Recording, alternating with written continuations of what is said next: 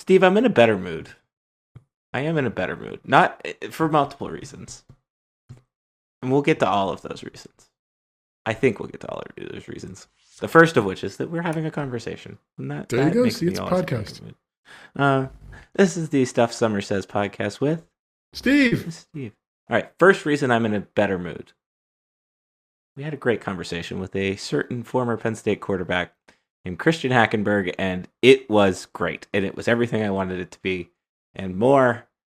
I got to ask him about 3 specific plays that I have wanted to ask him about forever. So that's all I got out of, not all I got out of that, but that was the main thing I wanted out of that podcast, and that's what I got. So we got that.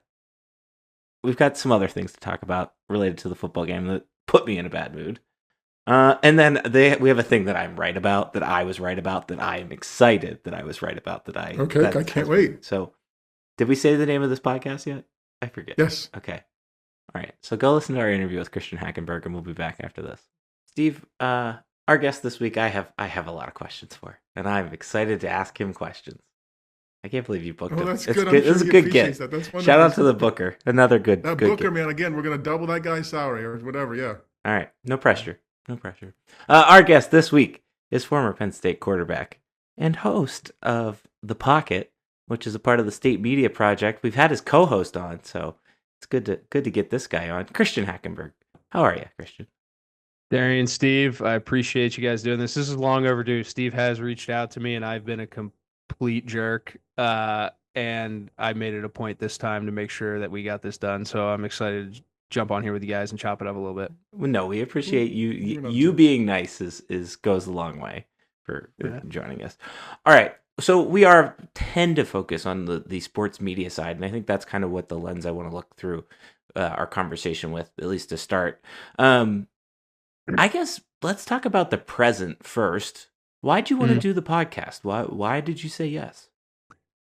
So it's funny. I was basically retired for like a year and a half and not doing anything and finishing school. I guess you could say that's doing something, but I had about a year left of credits, so I got done doing that and was trying to figure out what the next step was.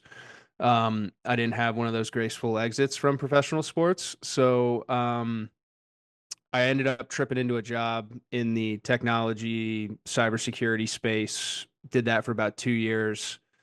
Just kept, networking, figuring it out, getting your feet wet in the professional side of things. And of all people, can't get away from the guy. Adam Breneman calls me and starts talking about this project that he's working on. He had just gone through that whole crazy storm up there at Arizona State and was transitioning into the content game. And for Steve knows me, had me in class, but for those of you who know me, I'm not a content guy, but I do love talking football. So he kind of laid out this whole thing of what they were trying to do as a big picture thing with the college sports company and how I could help basically build the incubator project, which was State Media, out with him. And at that point in time, just had my kid.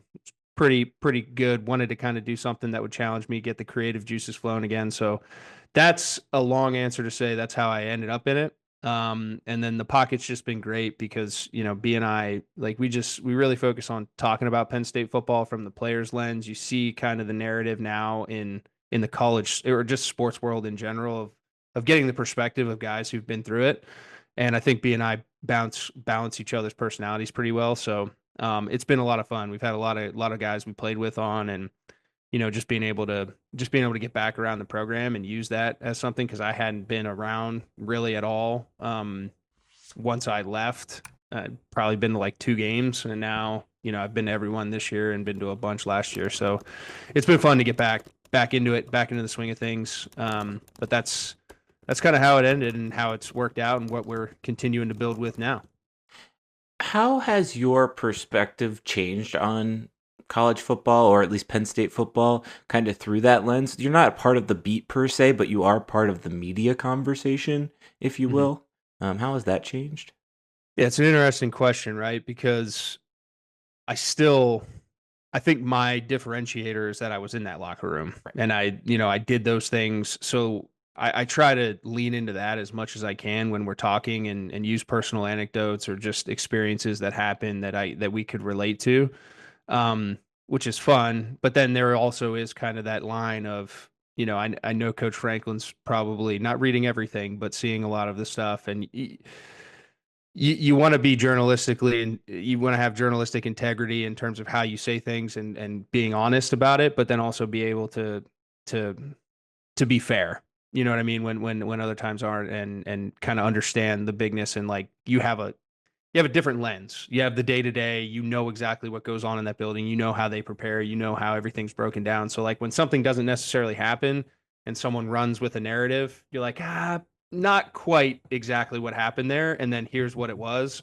Comes off maybe as defending and making excuses, but in reality, that's what it is. You know what I mean? So that's been fun. It's just being able to bring, I think, that perspective to the beat circle. Whether people pay attention or not, I don't really know, but that's kind of what I've tried to do with it is really bring a guy who kind of had to be the face of it for a period of time, knows the ins and outs, was a much tougher time than it is really now, in terms of what was going on in the program. So just it's been fun to navigate those waters. Was that, for lack of a better way of asking this, was that easy or hard for you? Was that I wouldn't say it was hard. okay? I mean, like I love talking football, and like I can get as nerdy as you want me to get, but I also love talking about the psychological warfare that happens throughout a season, throughout adversity, anything. Like I just because I had to do a lot of that in my career, if that makes sense. And I feel like it's something that doesn't oftentimes get covered by the national media, and even the beat at times. You know what I mean? It's everyone views it as so black and white, but in reality, like there's so much that goes into it, and like you don't know the pressure of like what it feels like to run out there, or the first series against Ohio State, like what's going through Drew's head. Like I did it 3 times. I know exactly what's going through Drew's head. I know exactly how his body feels, and like you don't even feel your feet hitting the ground, like and you have to get into the swing of things. So like those are the things that I like to really lean into and dive into, is just those things that happen when you're a high performing athlete, and the pressure, the anxiety, the preparation, like all these things that go into it. That's what I like to do. So that was easy. And then just being able to, again, do that in a manner that's, I'm not going to say politically correct, but fair. I'll just say fair across the line. How aware were you of narratives that were either incorrect or totally missed the mark when you were playing, right? Whether it's the beat, whether it's the national media, right? You're talking about all this stuff that's going on. There had to be times where something's out there and you're like, yeah, okay, no, that's not exactly it. So how did you deal with that? Or if something was really off, like how did you ignore it or just whatever? When you were a player, you had to kind of fall in line with the company line, right? You know what I mean? So there was definitely things, but you also, oftentimes when I was sitting in that seat, it was okay, I got to say what I got to say, but what's behind closed doors is what's behind closed doors, and the conversations I have with my teammates and my coaches, that's what it is. And I guarantee you that's still going on now with Coach. He's very good with that. And that's kind of the unique thing about it now, me being on the other side, is I could say those things. And I hope it brings maybe a different thought process, right? Just opening up your mind to a different reason as to why that happened. Like your knee-jerk reaction may be, oh, because the offensive coordinator sucks, or this player didn't play to his potential, or this or that. But in reality, it's like, hey man, like football is a really, really complex game. There's not many games where snap of the ball, 22 human beings, and then you have all the different coaches that had coached them their techniques. And there's just so many variables that go into something happening, that I think gets overlooked a lot. How much did you read? How much of what, when you were playing, did you read, pay attention to? That's the funny thing. Like, I didn't read everything, but like I was on the front age of the social media, like revolution thing. So like it was there. And no matter how much you tried, like there was a time in my pro career where I had gone off of social media, like completely, like deleted everything. And that was good. But you're still having the conversations, and you still know some of those guys. And then you have the experience of like the way they write, and you're like, I know exactly how he's going to turn that. But it's unavoidable. And that's what I say now. when kids are like, oh, I block it out. It's like, no, dude, like you can't block it out. Like everyone is aware of it.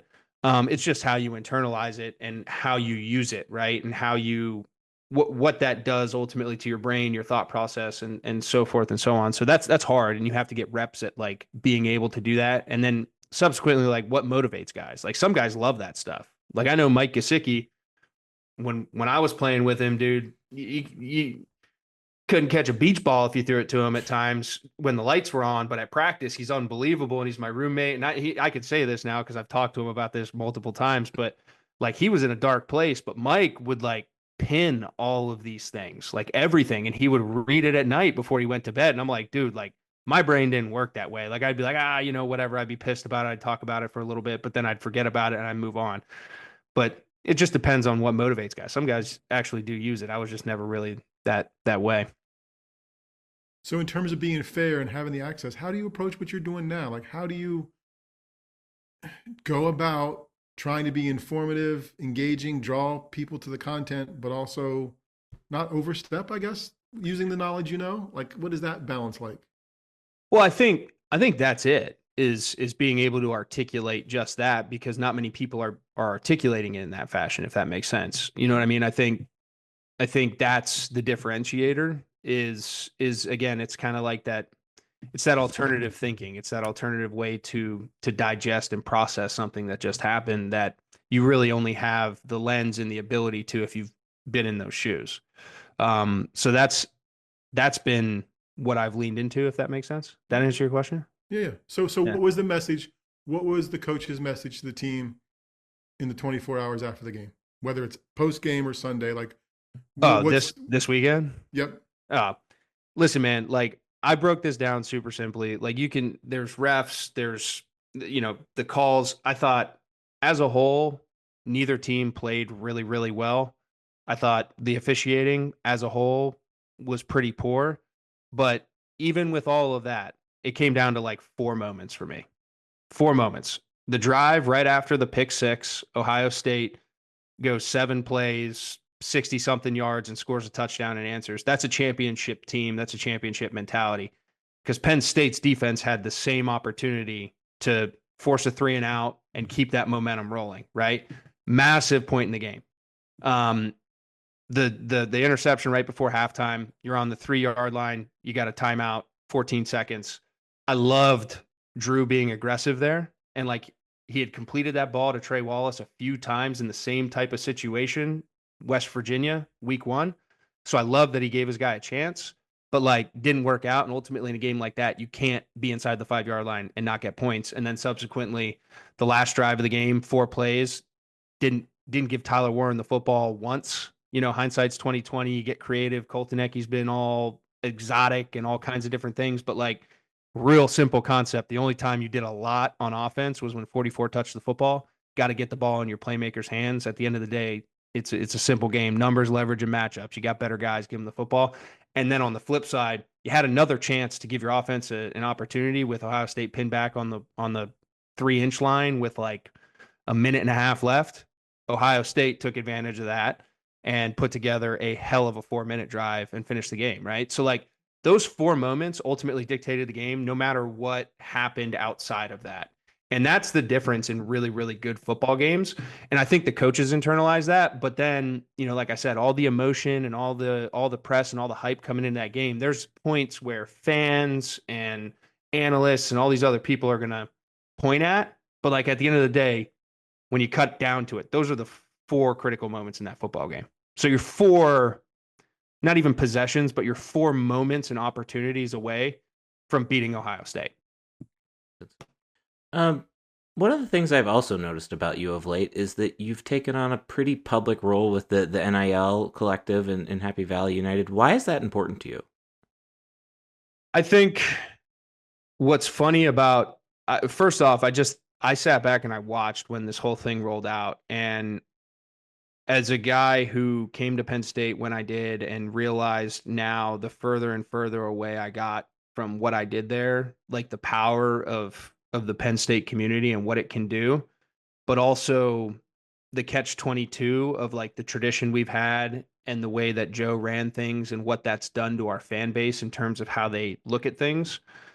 But at the end of the day, in today's day and age, you have to keep up with the Joneses or you're going to get left behind in some capacity. And I truly believe there's a way to do it correctly where you still have respect and you're cognizant of what ultimately got the program to where it's at, and you can still do it a creative way, but you have to play within the rules that are now out there with the teams that you are expecting your players and your program to beat. So for me, it's just been about trying to figure out the best way to bring that all together. And I think we have the right people to do it, but you just have to have those conversations, and people have to be open to creative ideas and new ways of thinking and new ways of motivating people, right? Like it's not, Penn State's not like the SEC where they're like, oh, sweet, we can cheat in public now and no one cares. Like we don't have to do it under the table with brown paper bags. You know, you're going to get a lot of people who are going to write a bunch of checks and they don't really care.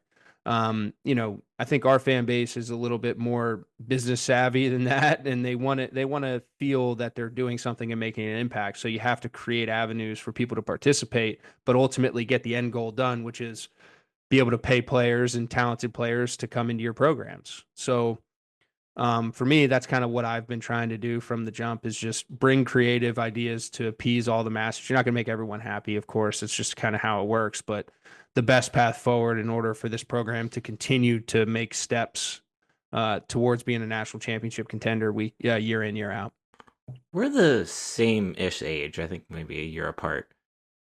But that's relatively profound, and that's probably the second profound thing or time that you've been like, I see the bigger picture of Penn State here. I guess the main other time, of course, was when you committed to Penn State and stuck around and played. Why? Like, what is it about Penn State for you that has, you've always said yes to these opportunities, and I it owes you nothing almost. Not that it doesn't, but well, it's funny. Like, yeah, I know exactly what you're saying because I asked myself the same question. And I really don't have like a definitive answer, but I guess the best way I can put it into it is like when you make it, and I think it really ultimately goes back to when I decided to come here and then playing through all of that craziness and trying to be like the one mast in the storm that wouldn't break. Like that's like every day, like no matter how my body felt, no matter how anything felt, like that's what I thought about was like, okay, like I started this path, like Charlie Mike, I got to finish this mission. Like I'm climbing Everest, like whatever I got to do step by step, inch by inch, was my thought process going through that entire thing. So it's just funny. Like I talked to Mahdi about this, Michael Mahdi, a bunch.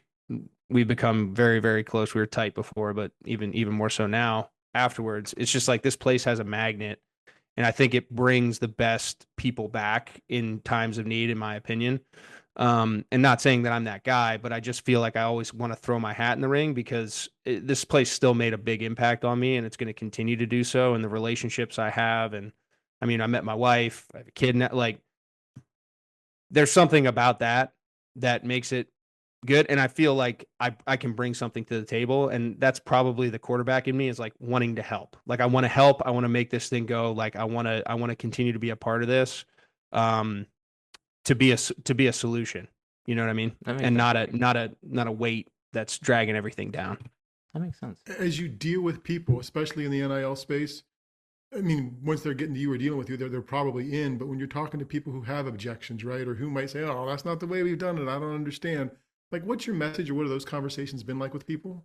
Yeah, I mean, my message is pretty simple. It's what I was getting at. It's like, listen, like you can do that, but then you have to be able to understand that if Ohio State's spending $30 million a year, like you can't expect us to continue to beat them in the rules of what the game is now. Like there's really no guardrails to protect anybody that wants to do it a certain way. Like you have to, at the end of the day, you have to get the dollars and cents in and dedicated to the right things that are ultimately going to lead to winning, because there is no person who can argue with me that winning doesn't change institutions broad stroke.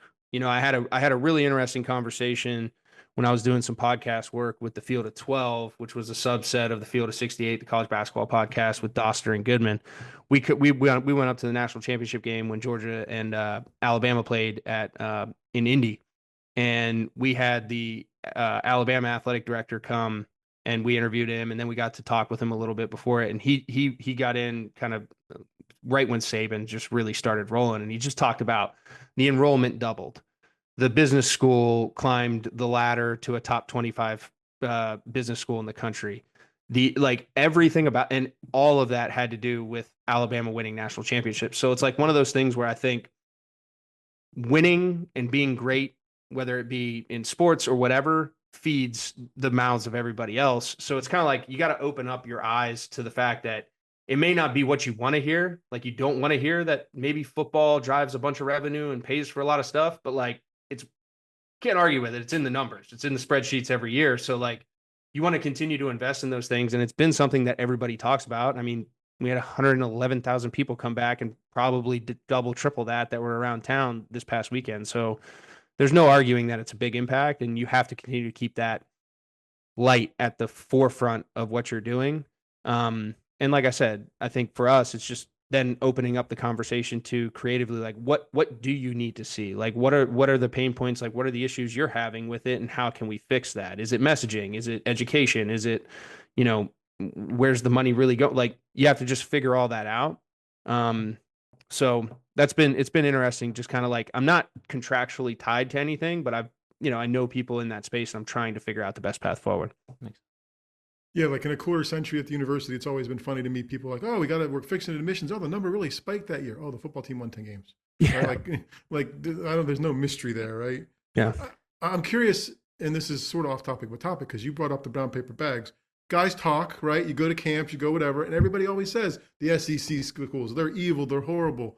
Did you hear stories when you were playing? Did guys know? Like, I mean, if you had friends that were at pick a school, right, and you talked in the off season, like, dude, at our school, this happens. Like, I don't know. Like, it definitely happens. There's like, I'm not gonna, No, I'm not looking to throw anybody under the bus. It's always the narrative is like, oh, it's the SEC school. So I'm just curious, as players, how common was that, and how did you guys talk about it, or where much aware of it? It was just kind of like one of those things where it was like, yeah, I mean, this is what's going on. Like, this is the opportunities that are out there. I mean, I heard some of them firsthand. I'm not going to name names, but I heard some of them firsthand, directly relating to my attendance of a few of these universities. But it's just like, again, it's just the way that goes back to the old Bear Bryant days where he's dropping hay bales out of airplanes that have, bandanas filled with cash in the left guard from Abilene, Texas's farm field. You know what I mean? I mean, it's ingrained in their culture. You know what I mean? And it is what it is. And, everyone kind of understood it. Everyone knows. It's just one of those like good old boys unwritten rules. No one's going to talk about it publicly. We asked your wide receiver this question. We asked your former linebacker / podcast co-host this question. What would have Christian Hackenberg's NIL number been? Do you have a ballpark range? Would you have wanted a number? Would you? I don't think about it. I wouldn't have wanted a number. I mean, it's hard to say, like, not being through the whole gambit of what it is now. Would you have embraced it at least? But, would you have? I mean, hell yeah, man. I mean, at the end of the day, like, if you're going to be able to make money, like, go ahead. You know what I mean? It's do what you got to do and figure it out. Now, I truly believe that it wouldn't have been like my deciding factor by any stretch of the imagination. I think there's just too much that goes into it. And frankly, like I said, part of that conversation about the love of Penn State, like I wanted to be a good student. I wanted to, push myself in that aspect. I wanted to be around guys that I liked. I wanted to be around people that I felt were cut from the same cloth as me, hardworking, earn your stripes, those types of things, because I think that breeds success. So, for me, yeah, I mean, I got no idea. I try not to think about it, just because when you do think about it a little bit, like the time, the circumstance, where everything was, it probably would have been a pretty good number, but, I got no real ballpark. I don't even know what the real numbers are out there right now anyway. Okay, that is pretty much what Brandon and Deshaun said. They said that Deshaun gave himself a number, that's true. though. Deshaun did give a number. Well, That's I mean, right. I would have expected nothing less from Deshaun to give Okay. a number. But, He was like, "I'd be worth this much this year." yeah. So you're in the media circle, but you have a little bit better access than probably most beat writers. You are a flag bearer for the NIL program. How has your relationship with James Franklin through all of that evolved? It's been interesting. I mean, I get to talk to Coach much, but I also don't like. It's not about that for me. Mhm. You know what I mean? Fortunately, there's a lot of guys around, and he's a guy in high demand, and I really don't want him to have to talk to me. If he has to talk to me, like there's bigger issues. But like Ty Howell was my center my freshman year. He's the tight ends coach. Dion played with him. Marcus Hagans and Anthony Poindexter both have known me since I was like 10. Biscuit was at my little league practices. They both recruited me at Virginia. My dad played at Virginia, so I was around the university for a really long time. So Chuck's been there forever. Nellie's back, who I played with. So like, there's just a lot of guys. So like for me, it's just more so about getting in there, and when I do get a chance to chop it up with those guys, it's always good. But yeah, with Coach, like whenever I see an opportunity to try to help the program, help bring an opportunity for NIL revenue, whatever it is, like I'll bring it to the table, and if we roll with it, we roll with it. If we don't, hey, whatever. No hard feelings. In terms of your role now, how do you see what you're doing as not competing with others on the beat, but competing to get better at what you're doing, right? I mean, you've been doing this a long enough time now with podcasts and other opportunities. Have you gotten better at it? And do you have goals beyond what you're doing now in this space that have developed as a result of doing it more? Yeah, I always kind of wanted to test the analyst role, if that makes sense. I didn't want to really call games. I feel like it happens too fast to be able to give a bunch of, and I'm obviously long-winded at times when I want to give an answer. So I want to be able to think and articulate my points and do things like that. So I've always thought about, hey, specifically in the college football space, what does that go with? And I've just had my foot in the door enough. I know Joshua Perry really well, who, we were doing a Big Ten podcast for the Field of 12 for a while. And, he's obviously ran through that. So this to me was just an opportunity to still like have the passion project of Penn State, be around Penn State, talk Penn State, because I think I have a unique perspective specifically with that. To your point, get reps, being in front of being in camera, talking. I'm doing the pregame show with Playfly with Jason Cabinda. So like those opportunities come, and of course I'm going to take them. But all of that for me is like, if it continues to open doors, it continues to open doors. I love this. Like it's fun. It's easy. It gives me flexibility with my family to be home. So yeah, I've kind of, as I've done it, I got a little bit of the business like sense and build and stuff with like the College Sports Co and state media as a whole, which is fun. But then, when it actually comes to just being on camera and talking about the game, like I do like it. So we'll see what happens. I'm going to keep chipping away at it, but it is a lot of fun. All right. I promised myself I have to ask about 3 plays. That's all I want to know. I just want to know about 3 plays over the course of your career. Yeah, we're gonna go fanboy now. We're doing media stuff. Now I'm going to go fanboy here, but it's okay. I promise it. You punted the ball 3 times over the course of your career. I need to know how many of those were planned. All of them. Okay. And my first college drive in my career ended in a quick kick. How did that come up? That's all I want to know. It's just messing around at practice. Really? And you just were, you could punt? I was messing around at practice. I was kicking balls, and they're like, you can kick. And I'm like, yeah. And they were like, okay, well, like, we'll put quick kick in. And obviously, I had a pretty good thing going until the Rutgers one where I just completely shanked it. I had some emotions. That was, that's on me. You're only as good as your last one. But the first couple were decent. Okay. I obviously I remember you for other plays, particularly one to Allen Robinson, but those, if I'm thinking Christian Hackenberg, they're up there. I hope you know that I didn't forget about them, and I hope you... No, I appreciate that. I actually, that's a first for me. No one's talked about that. Okay. But That's way to go, Darian. Thank you. Darian, A+. Thank you. Okay. All right. We have 3 quick Wait. questions. Go ahead. No, Steve. no, no. I got now. Steve's- It's not a fanboy, but Okay. I'm curious. No, this is not fanboy. This is just curious to the team this year. You mentioned Allen in the response to the other question right there. What's the value of a number 1 receiver? Like people talk about that on the outside, and that's part of the analysis now. Oh, they don't have a number 1 receiver. How big of a thing is that for a team? I think it's very valuable. I can just talk now from like my experience with Allen and like being 18 and having the reins. Like, if they didn't put 2 guys over him, I knew he was winning. It was like my binky. If I had a thing where I wasn't quite sure like what they were doing, but I knew he was one-on-one, like I didn't want to really mess with a bunch of the mess that could be in this 3-man concept trips over here. Allen's out there singled up. Like, I'm just feeding him a comeback. I'm throwing him a slant, whatever. So being able to have a guy that you know is going to win 80, 90% of the time one-on-ones, and then even if he doesn't win, if you can throw a good ball within a vicinity of him that he can make a play on it, like it's like I said, it's like that binky, your blankie, whatever it is when you're a kid. Like, it's just something safe to go back to. Uniquely, I think Tyler Warren's that guy, but it's just from a different position, right? And that's oftentimes hard though, because I think Drew specifically in his development, like, wasn't really challenged with throwing the ball between the hashes versus outside the hashes or the numbers, which is a completely different ball game. A lot more bodies, a lot more anticipation, a lot more coverage, understanding, and ID that goes into that and doing it efficiently. And to his credit, I thought he's done that really well this year for the most part.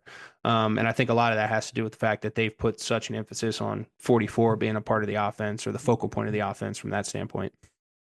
Thank you. All right. 3 quick questions before we get you out of here. What is Christian Hackenberg's go-to creamery ice cream flavor? Go-to creamery ice cream flavor. I think it's like a special release one, but it's like the whiteout. Yes. It's the Popcorn whiteout one? special Yes. one. I Very love good. that one. Very That one's good. really good.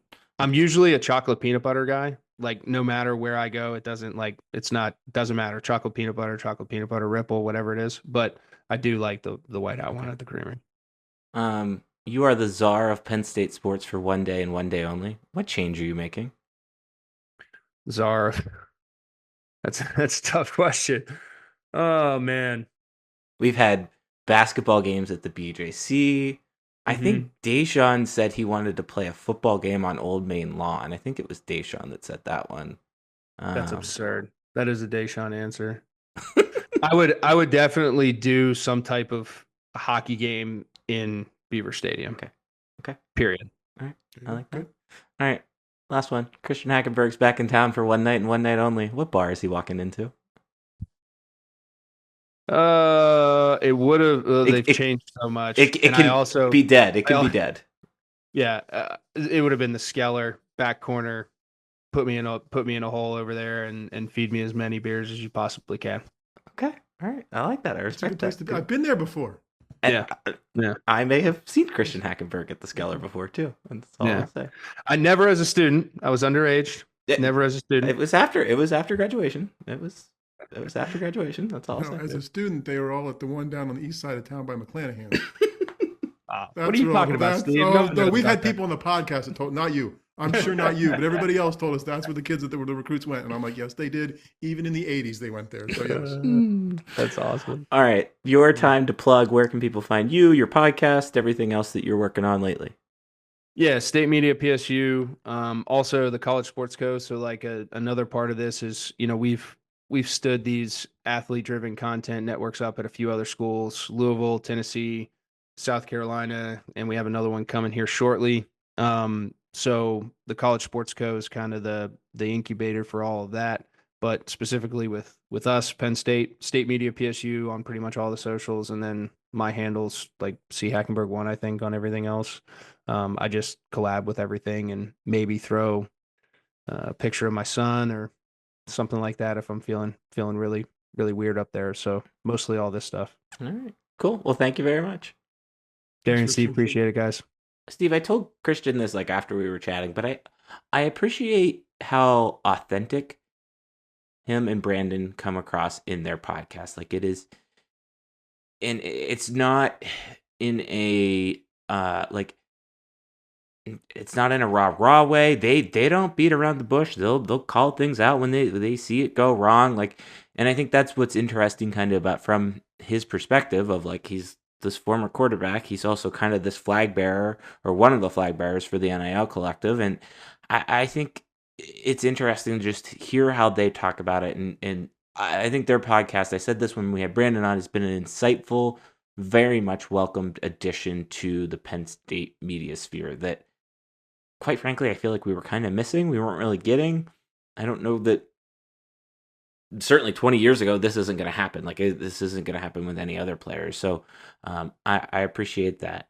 I just want to go back to the point that I asked him about, which is this, his ability to take on this burden, if you will. And I don't know if that's the best way to say it, but between everything that happened in 2012 and for him to stick around, and obviously I'm not equating NIL to that per se, but just his ability to kind of run with it, see the problem, and be like, I want to be a part of the solution, that's to me leadership. And I think that was what was cool to kind of, that's the cool thing about him. And I think that's the coolest thing, one of the cooler things I've seen from a Penn Stater, particularly of his generation, really my generation, is nobody asked him to do this, but yeah, he is doing it. And I think it's really neat to see because he kind of understands the bigger picture and has always understood the bigger picture. Yeah, I honestly, as you say that, I'm kind of thinking from the through line of Penn State players through the years, right? It was this, and that model that people who aren't as in support of NIL may say, oh, well, we just want people who are good people to come here and do it for the right reasons and whatever else. I think the through line of Penn State is, at least those of us who support the program or support it through the years, think that's who these people are, right? And I think he's one of them.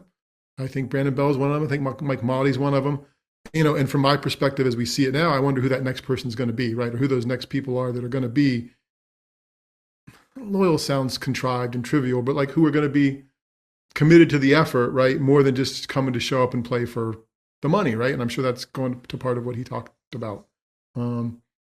Christian is curious, like he's curious and sincere in what he does, right? And that's when I had him in a class, it was just a news writing class, and he was flipped. We went to an event where they were asking the questions, right? And here's this player who's getting questions every week, and then we're at this mock news conference where he's asking the questions, right? Or he's among the people asking the questions. And after a couple of reps, you could see him like, oh, this is fun. Like, where can I lead somebody with a question and try to get an answer or try to evoke something? So, and I think that comes through on their podcast stuff, right? Again, getting back to the genuine stuff, sharing their opinions, sharing their experiences. And he was thoughtful and forthright with what he shared with us, I thought, which was neat. No, and like I said, I really appreciated that from him. You know, I think him and I have met maybe once. You had him in class, but I didn't expect that from him. So I really appreciate that and him making the time. And I appreciate him acknowledging the fact that I got to ask him about the punts first. Because there you go. See, I just always wanted to know. Okay. So I appreciate that. Be sure to check out their podcast. I've enjoyed it. So there's that. Want to talk about the game? You want to start there? Want to talk about the game? Sure. Tell me about it. Okay. How was your experience inside the stadium? Great. It was great. It was not stressful at all. Let's. Okay. Can I get the rant out of the way first, and then we can get into. Did you go to the game? I haven't briefly. Briefly. Oh, briefly. Okay. All right. Let me get my rant out of the way. No, let's do it Darian and Steve style first. The game day experience went into the stadium much earlier. Actually, let's back up. I think a lot of people did. Went to game day first. It was pretty cool to see everybody at game day.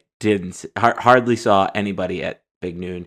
And when I saw it on TVs, everything behind it was red. So that to me says that it was just Ohio State people going to Big Noon.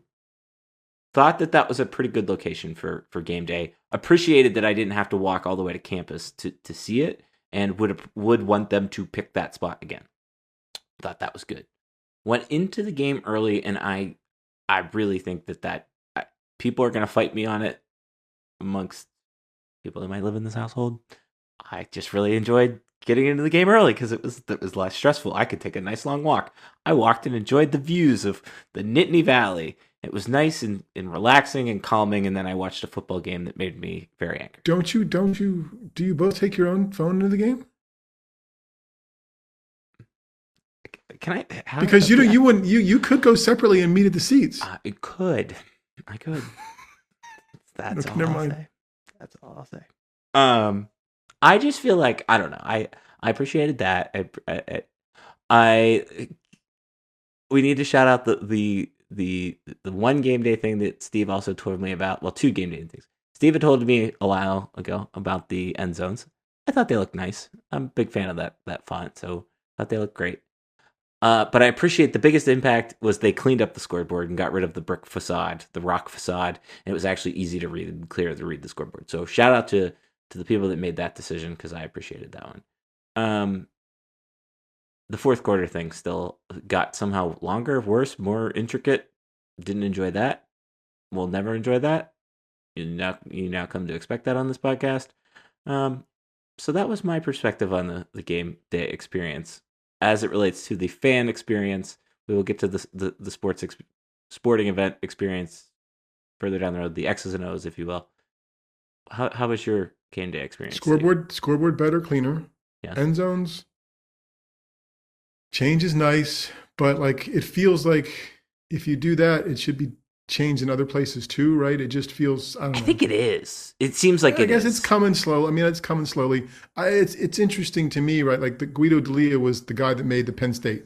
Like he's the one that when they switched that 10 or 12 years ago to the Helvetica plane.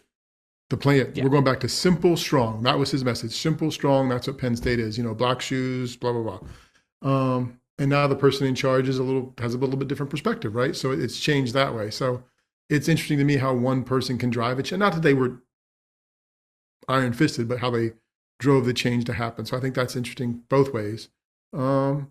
People were early. Penn State fans are rule followers. Like I had texted you before the game. I think my message is going to be next week. Penn State fans aren't going to, didn't show up for the whiteout or didn't show up for the game, at time for noon and they're soft and didn't even have, but I was wrong. Like I'm not writing that. Like people student showed up. Section was full by 45 minutes. Like it was 45 minutes before the game and it was packed. Yep. So no, people showed up, did what they were supposed to do, I think in general.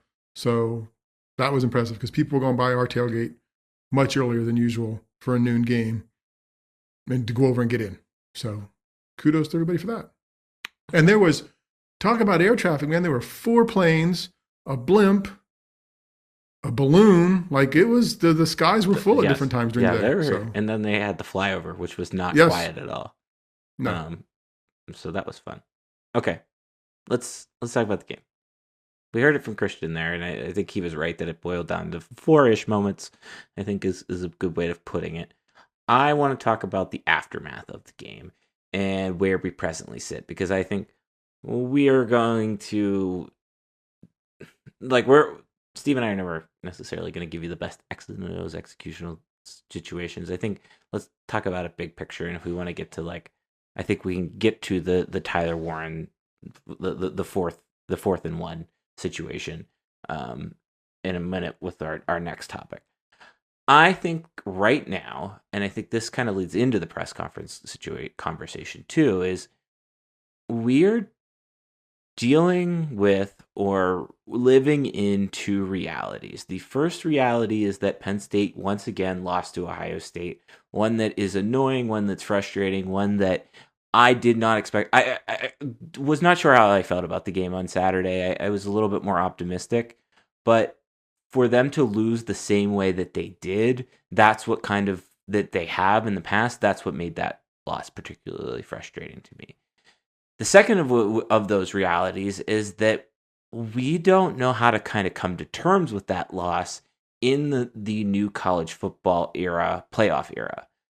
Because that wasn't necessarily, like I said before the game, a season-altering loss, at least right now as we see it. Who knows what happens come Saturday and how they kind of figure things out against Washington and get right, whatever. But they're a 14-point favorite, as we've talked about time and time again on this podcast. Penn State takes care of business largely when they're supposed to. So I think that's why, I was probably for 24 hours after the game went to 0, annoyed about it, frustrated about it, and then probably by Sunday afternoon I was in a better mood about it because it's like, you know what? Things aren't that bad. And I think that this again, like I think James Franklin had a good point. If they lose to Bowling Green, if they lose to USC, like then it's concerning, but I feel better about it because they haven't lost those games yet, and they've taken care of business when they're supposed to, even if it necessarily wasn't the prettiest way to get there. So that's kind of where I'm at as we sit here on Monday evening. Yeah, they're one of the top 10 programs in the country. Yeah. Year in and year out. They are not one of the top 4 programs in the country yet, right? They're not going to be elite. But guess what? 12 teams go to the playoff this season, right? So as long as they don't do something stupid in the last 4 games, they're going to go to the college football playoffs. Only 12 teams get to do that, right? If they win, they're one of 6, right? Which gets you back to pretty much where they always are. Just there, but just out. But maybe that's horrible. Okay. Like I don't think, all right, and I don't think you're settling for mediocrity with that. I think you have to be realistic and say, because it's not mediocrity, and B, like if you think you're going to change something by changing the coach, you're not guaranteed anything. Like you got to restart everything again with, people leave, people come in, all this change. The things move along and work really well, and they work really well generally 363 days a year. Maybe there's 2 games, right? There's a regular season game and a bowl game if something goes wrong, if they lose. That's not horrible. That's actually okay.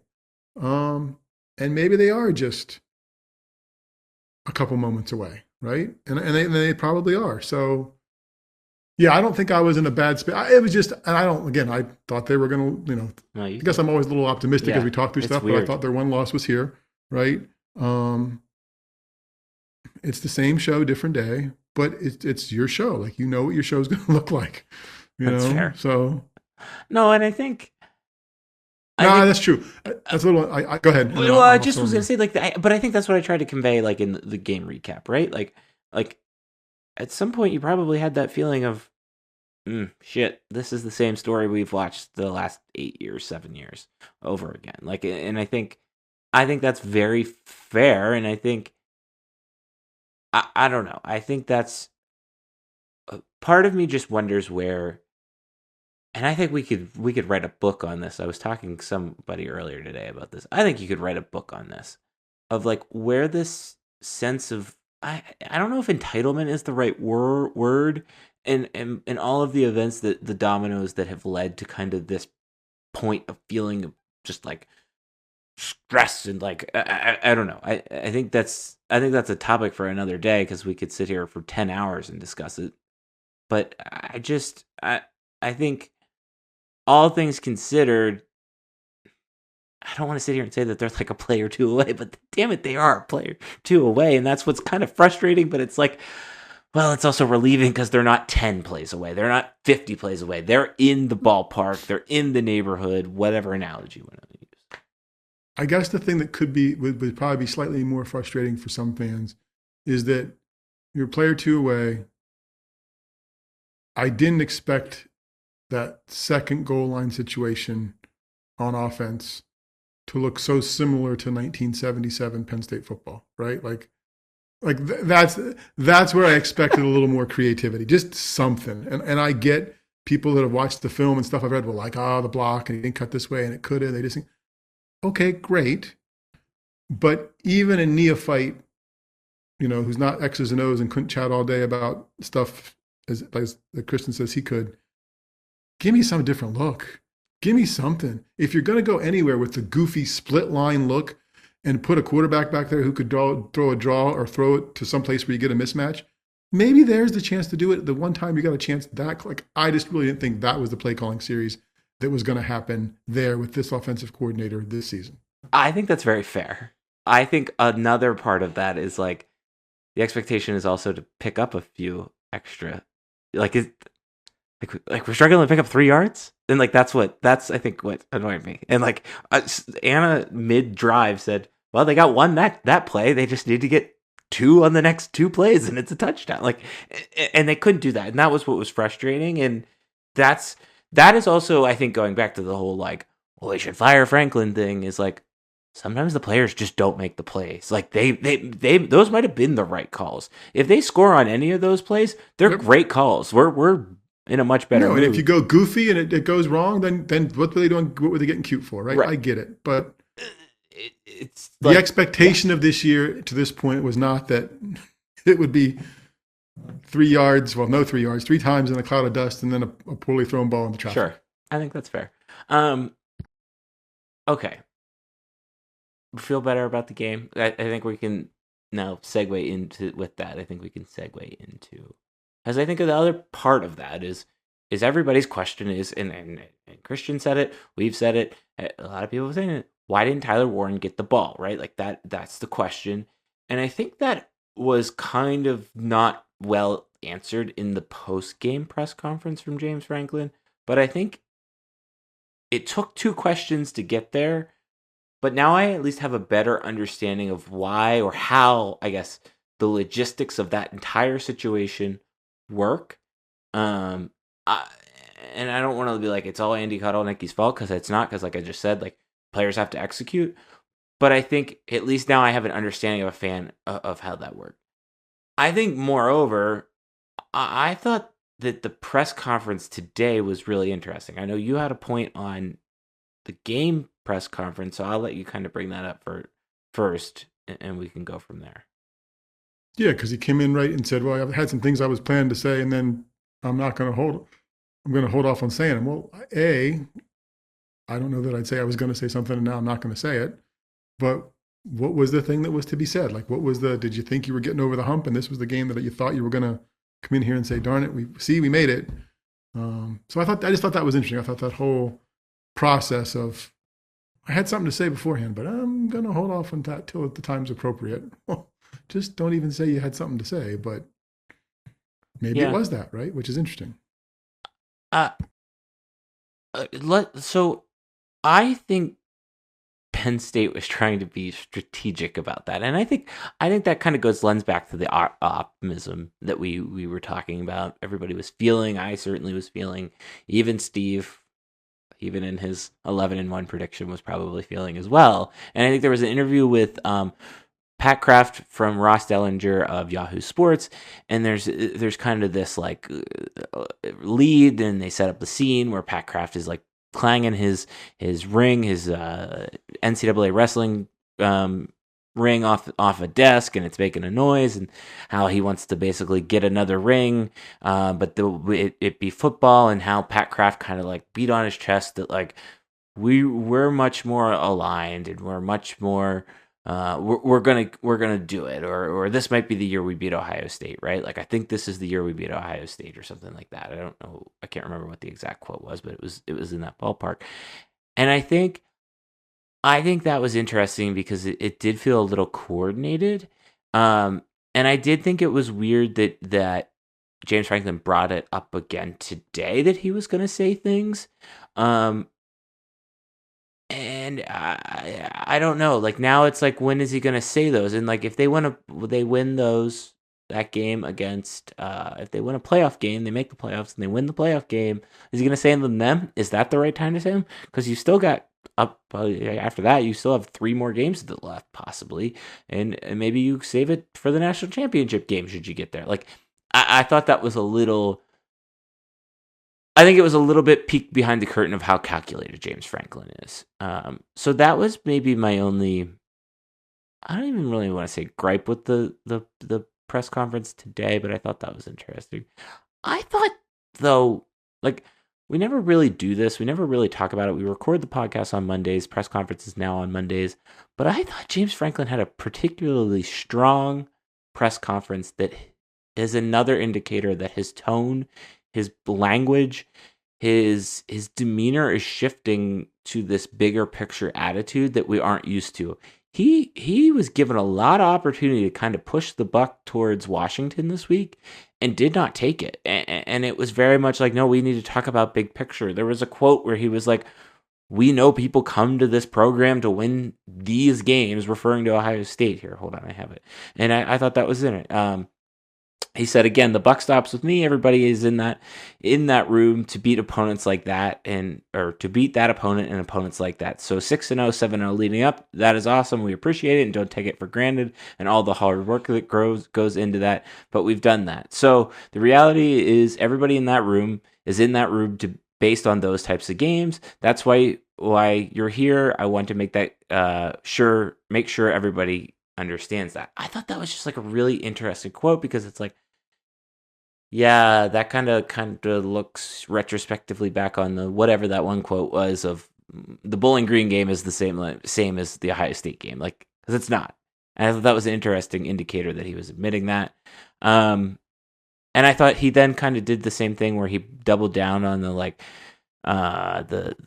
next opportunity. He says the next opportunity comes in Washington, and the more opportunities we handle like that, then we still have a chance to do those things that we talked about in the beginning of the season, and what our fans want so badly, what our lettermen want, and what our alumni want so badly, and what that fan yelling at me off the field, or what me walking off the field wants so badly. And I just thought that was like, he seems aware, and I thought that was different demeanor than him, not to like, he's not running away from the problem. And I thought that was just kind of impressive, or I just thought it was a very forceful press conference today that at least maybe me as a fan needed, which is weird to be hanging on to a press conference, but I don't know. That was kind of...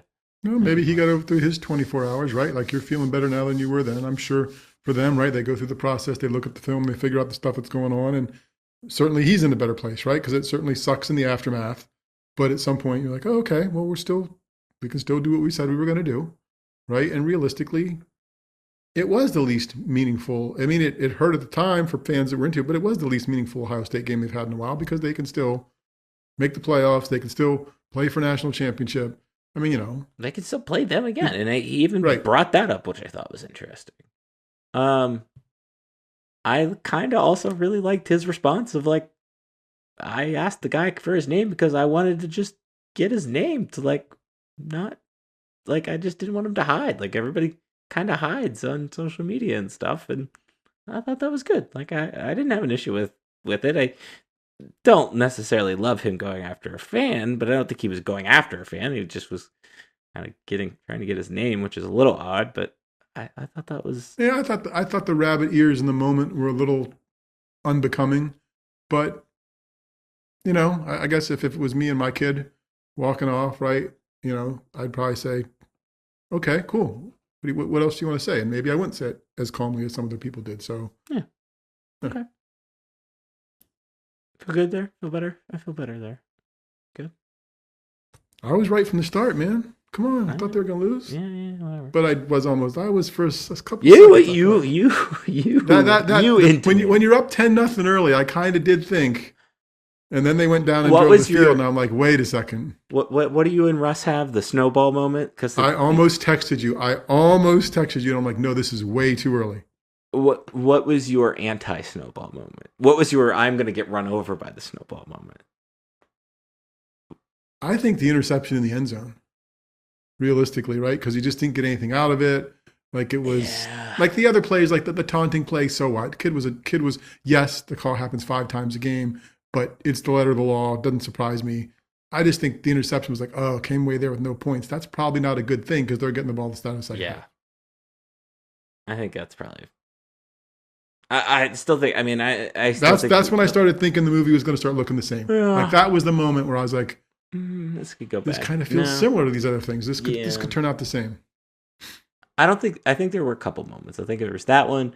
I think there was that 4th and 1 where Dom DeLuca like missed the ball.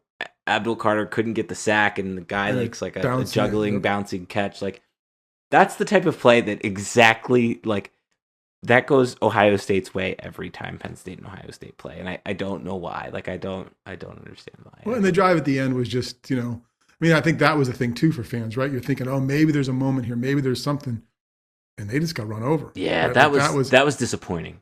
That was really disappointing. For them to not take advantage of that field position and even flip the field and afford them another opportunity was disappointing, because I didn't think the defense played poorly. Like, I don't think the defense played poorly on Saturday. Okay, moving on. I think this is the third thing that has me in a better mood. I would just like to do my victory lap on this podcast and say, I was right. I told you all along the whiteout was going to be on Peacock. Now, was it a complete guess? Yes, it was an absolute complete guess, but I just was a gut feeling, and sometimes you have a gut feeling, and you need to share it on your podcast. And I was right, and nobody listened to me, and I wrote a whole thing about it. Nobody listened to me, and then boom, guess what happens? It's on Peacock. I'm already a little anxious about the conversations that we're going to have to be having with certain people that probably listen to this podcast on how to make sure that they know how to use Peacock, because I wasn't at Beaver Stadium the last time the game was on That's Peacock. right, it was Delaware. It was Delaware. So that's going to be a thing. I think it's exactly what I laid out like in the volleyball article. I think they're going to leverage the audience that's watching the volleyball match into new subs in the Pennsylvania area region, because Comcast is growing in the center part of the state that's coming into Blair County. I think that's something that goes into this. And then I think the other thing is they're going to try to get Washington people already in. Although this is the second Washington game that has been on Peacock. They played Washington State on Peacock as well. So I don't, but I also like, I don't have an issue with the whiteout being on Peacock, because I think it's like actually a creative, I think putting my sports media hat on, putting my Penn State fan hat on aside, it's actually like a creative idea. Like I think it's a unique thing of like, we're going to put this kind of sort of premiere-ish thing, or people that somewhat pay attention to, because we know that the opponent is actually what drives the ratings and not necessarily the whiteout experience. We're going to still try to drive some subs with that, and I think that's pretty interesting. So that's where I'm kind of at with it. But yeah, I just wanted to do my little victory lap. Do your lap. It's well deserved. Good guess. Good job. And yeah, like I don't. I'm sure some older fans will be like, where am I going to find this? What's going on? Or maybe they'll listen to Steve and Jack or whatever else. But it's not. Again, like you said, it's the matchup that drives the viewership. Be some great visuals for NBC and Peacock now to have in their repertoire of content they own, right, and that they shot themselves and can use for it. And yeah, I'm just glad I don't have to be in there for an 8:00 start, which I believe is the latest start this late in November for them. Yes. So at least it was from our spreadsheet as far as I was going back. I guess the latest home game start in November in the past 20 years at least. So well, let's get to that in a second. I think the other interesting thing, so if you rewind way back to the summer when Pat Kraft was talking about the whiteout and why they picked that, he like kind of alluded to a creative solution, and I think this was the plan all along for this game to be on Peacock. And maybe they 6-day windowed it for this IMAX reason, so that like it didn't leak that way or something. Mm-hmm. But I think the IMAX thing is pretty interesting. I don't know that I would necessarily do it, but we are looking for somebody to go to an IMAX theater and then come on this podcast, and we may have found somebody to do that. But if you're interested, I will cover the cost of one person's ticket to go watch the game in IMAX. So if you take a date, it's like buy one get one free. Yeah, so think of it that way. But I like there's that place down in, I think it's either Dallas or Austin, that they've been showing like college football games, but then they've also been showing like Premier League soccer games, that it's basically like you're at the stadium, but you're not at the stadium. I think this is going to just be the traditional game broadcast. But I think, like, again, I appreciate, kudos to the Big Ten, kudos to NBC for being creative, trying a new solution. I don't know if it fixes a problem per se, but it's a neat solution, you know? Well, and honestly, I'll be interested to see the broadcast on Peacock and what shots are there, right? Like, I don't know if it'll be totally the traditional or if it is the traditional broadcast, are they going to give us some bigger shots, some different shots, just because they're thinking about how it's going to play in the IMAX? Yeah. Or like, is there an alternate feed? Like, is there an IMAX feed? I think right. I think that's something interesting to think about. You alluded to it there. This is the latest start. I looked it up. Since at least 2007, this is the latest time-wise and latest calendar-wise start for a home Penn State football game. The only one that comes close was Iowa in 2016. However, the difference is the Iowa 2016 game was before daylight savings time. It was like that. It was that weekend. So the sun didn't go down until 6:08. This week, the sun goes down at 4:58. So you basically have 2 whole hours of dark tailgating.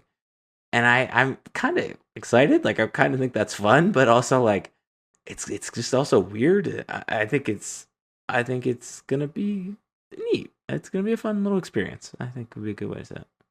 All right, so that leads us into this week's Old Guy, Young Guy. Sources say Steve is thinking about buying a smoker. Is that true?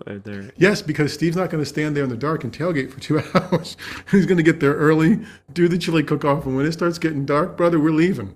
So then we're going to come home and we're going to need some comfort food because we were out in the cold all day. It was getting dark. So I'm thinking, brisket and some mashed potatoes, but I need a smoker. So I got to figure that out. So if people have recommendations. Are you gonna do one of the like pellet smokers? Is that where we're going with this? That's where I'm leaning. That's what my early recommendations from family and friends have pushed me that way. Because I have an offset. I have a cheap little offset that I bought that we primarily just do salmon on because Anna doesn't eat is pescatarian.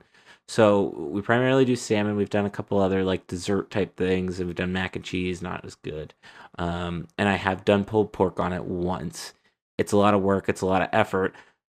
It tastes really good. But I don't blame you for going down the smoker route. I guess my question is, this week's Old Guy, Young Guy is like, at what point do you start being invested? I feel like there's a point in every man's life where you just kind of have to start being invested in nice grills and smoking meats and like.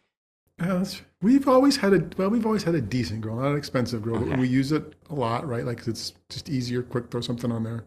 I don't know. This is my first smoker experience, so I reached out to my son-in-law and said because he has one and he's usually does nice stuff, so took his recommendation. And another person said the pellet thing too, so I just got to find the one and try to pull the trigger so I can get it if there's any assembly necessary in the next day or two, and then let the frozen brisket, thaw out enough so I can, do whatever I need to do before I put it on there. And are you gonna get the one that you can like control from your phone and like? I don't know that we're investing that much, but we'll see. Like I don't. You got to clear that with people. That's got to be. I got approval to get one. I don't know if I got approval to get that one. I mean, that's the one I would get. Okay. Well, if anybody has a recommendation for Steve's smokers, we have an email address you can send it to. There you go. Let's see. Penn State basketball, how are they doing? I haven't checked the score. They are winning. Wow, they are winning by a lot. It is 83-49 right now in the second half. Their season is underway, which means currently on the blog there is a season preview which is kind of like a continuation of our season recap, I think would be the best way to say that, of year one of Mike Rhodes going into year two. I'm optimistic. We'll have plenty of time, but there was a football game, much bigger, important football game, and unfortunately, we're still basically a football school. So there's that on the blog. We'll have your normal preview stuff. Sources also say Bill and Linda might show up this week. That's all. Might do an exclusive interview with them. Check in with them on how they feel about life right now. So we'll see how that goes. And other than that, Steve might have something. We'll definitely have a game preview, depth charts, all of that. Our state hat is 20% off this week. We have a website. That website is called StuffSummerSays.com. On that website, there's a section called With Steve. We've got emails. We've got a podcast, which you're listening to. 5 stars, thumbs up. We really appreciate that. We've got emails. Mine's Darian at StuffSummerSays.com. Steve's is Steve at StuffSummerSays.com. Perfect. Thank you to Christian Hackenberg for joining us. I thought that was a great conversation. Lastly, my Twitter handle is at StuffSummerSays. Steve's is at Steve Samsel. See ya. Bye.